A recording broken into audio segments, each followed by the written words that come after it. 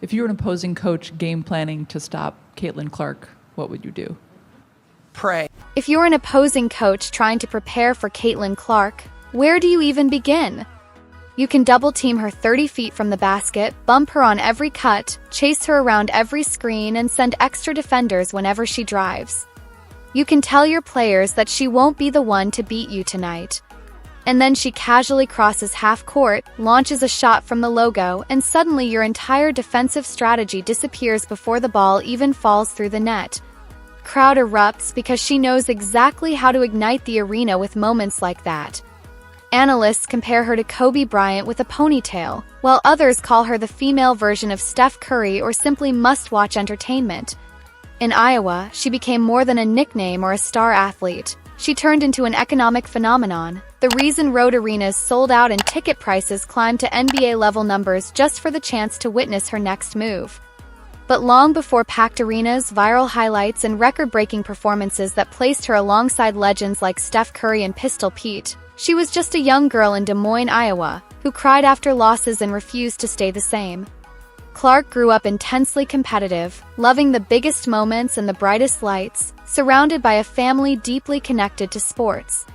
With older brothers and athletic cousins, weekends revolved around competition, and wherever there was a ball, there was a scoreboard, and she always wanted to win.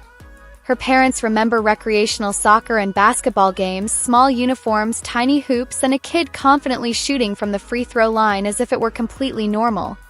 On the soccer field, she would race past defenders to score, and on the basketball court, she already showed the instinct to rise up, take the shot, and embrace being the one everyone depended on. I grew up watching the game. I had an older brother that played basketball, so I always tagged around with a lot of boys, and I think, that kind of helped me develop my offensive skill set at a younger age, a little faster than most people would. And then when I made that transition from boys basketball to girls basketball, I was, already kind of a step ahead. I always had the will to want to be better, and I played up usually throughout AAU. But playing with the boys was never easy. Caitlin Clark spent years competing alongside her older brother and his friends for as long as they allowed her to join, continuing well into elementary and even middle school, far longer than most girls. They were bigger, stronger, and faster, and nothing was ever handed to her. She lost often, and every loss brought tears, not because she was weak, but because she simply couldn't accept not winning. Growing up in those games shaped her mindset. She constantly battled players who challenged her physically and mentally, and victories were rare. Whenever she joined her brother's games, she was pushed around and forced to fight for every possession, struggling to understand why effort didn't always lead to winning. Her parents didn't excuse those reactions, reminding her that competition came with both success and failure. Whether it was softball, basketball, or any sport, losing meant frustration and tears because she expected more from herself. Her mother's message was clear and unwavering. If she wanted to play with them, she had to prove she belonged. There would be no special treatment and no excuses, and that lesson built the competitive edge that later defined her game. The fearless confidence fans now see in deep shots and clutch plays began as a young kid determined not to be the weakest player on the driveway court. As she grew older, the competition intensified when she joined the AAU circuit with All Iowa Attack, a program known for producing elite talent, including future NBA champion Harrison Barnes. Suddenly, she was facing top players from across the country, and college recruiters started noticing her talent at an incredibly young age. Coaches consistently praised her vision, fearlessness, and ability to control the flow of a game. By high school, it was clear she was no ordinary player. Dowling Catholic High School in Des Moines, Clark averaged more than 27 points per game during her career and over 33 points per game as a senior, turning every gym into a stage. Her competitive nature was so intense that even classroom games sometimes had to be stopped because she refused to take them lightly. Opposing coaches quickly realized they were watching one of the best players in the nation. Alongside her scoring dominance, she earned spots on USA basketball youth teams and collected gold medals, though her journey wasn't without setbacks. After previously winning gold, she once attended USA basketball tryouts and was unexpectedly cut from the final roster, a moment she later described as one of the lowest points of her basketball career. But I remember when you were a rising junior, they didn't put you on the team. Yeah. And that seemed to fire you up, just like it did Jordan when he didn't make the varsity team. I went to try out the next year, and honestly, I hurt my pinky during training camp, but like I kept playing, like I was fine, but also I just played really bad. I didn't deserve to be on the team. So I think, honestly, like that's one of the lowest points of my basketball career is like, you're on the team the previous year, you win a gold medal, and then you go back to try out with all your teammates from the prior year. But I think it really allowed me to like find another fire, and I think it just pushed me to work even harder and get better and, want to prove people wrong. Instead of feeling defeated, she used the disappointment as motivation. Pattern was already clear. Every setback made her work harder, play angrier, and improve faster. When college recruiting reached its peak, Caitlin Clark had opportunities almost everywhere. Her final choices came down to Iowa, Iowa State, and Notre Dame, all major programs with national recognition and elite coaching staffs. Despite the attention and hype, her decision came from simple priorities. She wanted to stay close to her family, surround herself with people she trusted, and play for coaches who truly believed in her potential. Iowa offered exactly that with head coach Lisa Blutter, the winningest coach in Big Ten history, and assistant coach Jan Jensen, whose dedication stood out after traveling across the world to watch Clark compete with USA Basketball. That level of commitment meant more than presentations or recruiting pitches. Choosing a college required serious thought because it would shape the next 4 years of her life, and after multiple visits, Iowa felt like home. She connected with the players, loved the community, and trusted the coaching staff, making the decision feel natural rather than dramatic. The most talked about recruit in the country chose to stay in her home state, and from the moment she arrived in Iowa City, there was no adjustment period. She became the starting point guard immediately, carrying the responsibility of leading the program from day one with the goal of winning a national championship and taking the team somewhere it had never been before. Partnership between Blutter's structured system and Clark's fearless, creative style created competitive tension early on, not conflict but the challenge of blending discipline with instinct. Once games began, her talent was impossible to contain. As a freshman, she didn't just perform well. She dominated the Big Ten, leading the nation in scoring, winning Big Ten Freshman of the Year, and becoming the first freshman ever to receive the Dawn Staley Award as the nation's best guard. While the game appeared fast for others, she played with calm control, delivering deep three-pointers, bold passes, and clutch performances that quickly became her signature. During her sophomore season, with fans returning to arenas, Iowa games transformed into national events as audiences tuned in specifically to watch her play. She continued piling up incredible statistics, earning another Dawn Staley Award and Big Ten Player of the Year honors, but postseason disappointment arrived when Iowa suffered a shocking tournament loss at home, ending championship hopes early. For Clark, the loss became motivation rather than heartbreak. Entering her junior season, the entire program focused on reaching the Final Four, determined to do whatever it took.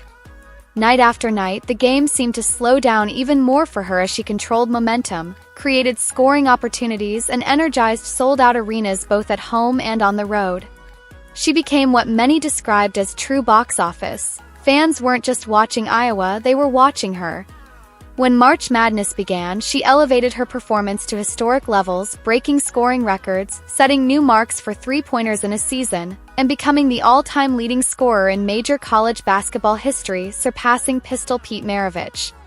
Iowa survived intense tournament battles, then delivered a defining performance in the Elite Eight where Clark recorded a historic 41-point triple-double, something never achieved before in NCAA tournament history.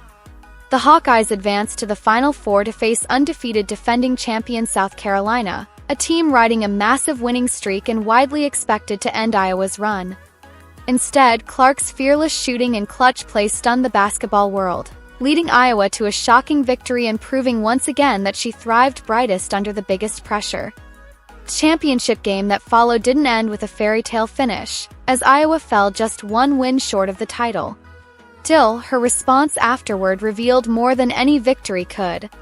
She spoke about how special the journey felt and how its meaning might take time to fully sink in. More than trophies or records, she hoped her legacy would be defined by the impact she had on young fans and the people of Iowa, bringing them joy and pride throughout the season.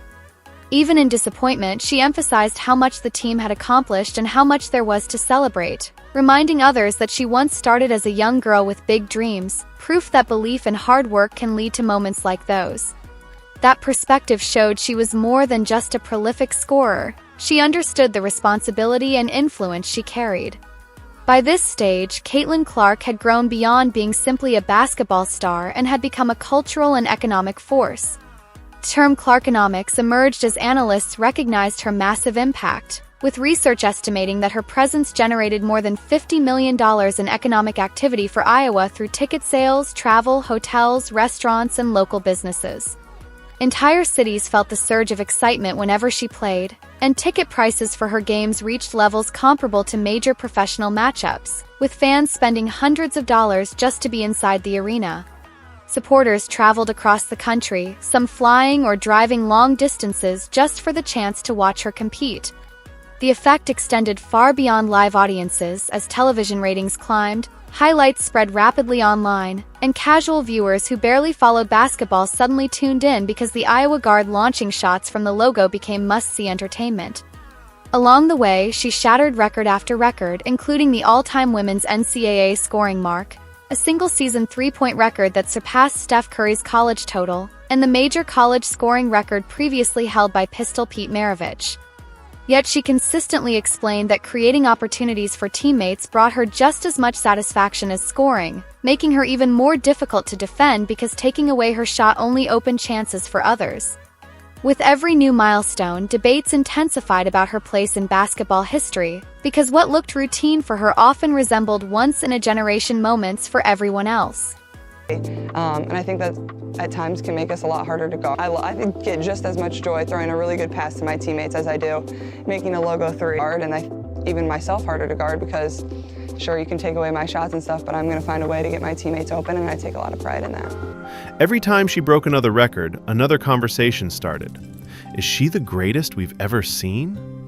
That's what happens when your routine looks like other people's once in a career. Is Caitlin Clark the best player ever? What is the answer? I will say respectfully, no. Caitlin Clark is not the greatest player of all time. The marketplace decides that. The people have chosen Caitlin Clark. They enjoy watching her play, her style, her energy, her shot. The female version of Steph Curry, or do I need to call Steph Curry the male version of Caitlin Clark? I mean, which one is it? With the first pick in the 2024 WNBA draft, the Indiana Fever select Caitlin Clark, University of Iowa.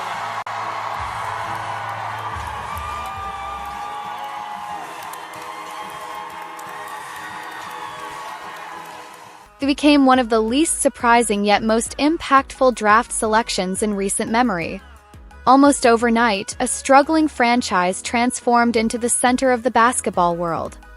The expectations placed on her weren't entirely fair, but they were unavoidable. Fans wanted instant success, sellout crowds, victories, viral moments, and a complete turnaround. Some of that arrived immediately. The deep logo threes followed her into the professional game, along with elite playmaking, massive media attention, soaring ticket demand, and record-breaking broadcast numbers. Still, the WNBA offered no shortcuts.